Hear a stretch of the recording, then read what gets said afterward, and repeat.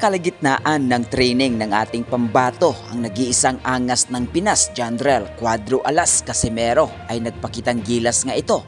At ipinakita nga niya dito na mukhang ready na sa bakbakan ngayong buwan ng Oktubre 12 taong kasalukuyan kontra nga dito kay Yukinori Oguni ng Japan.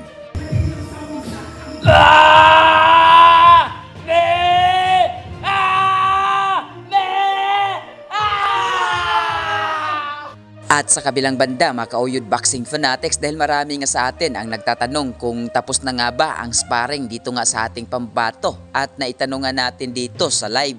Courtesy nga dito sa YouTube channel ang Cuadro Alas It's My Boy ay naibanggit nga dito ng kanyang head coach at kapatid na si Jason Casimero ang patungkol sa kanyang sparring. Halika't pakinggan natin. Oh, Japanese yung maka-sparring. Nagsimula na po kami sa sparring guys, pero hintay-hintay nyo lang kung kailan namin ipakita. Minsan mag-live kami or basta hintayin nyo lang kung kailan namin ipapakita.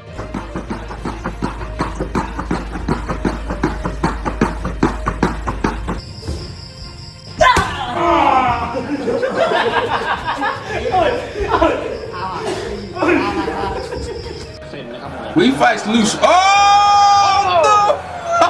Oh! Big left hook from Casimero. And he cornered.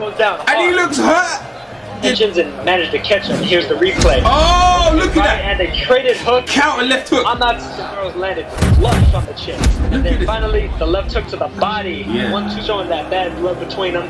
And he's happy. And look how he's ring perfectly placed.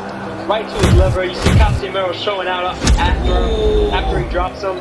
Showing that bad blood between them, and he's happy.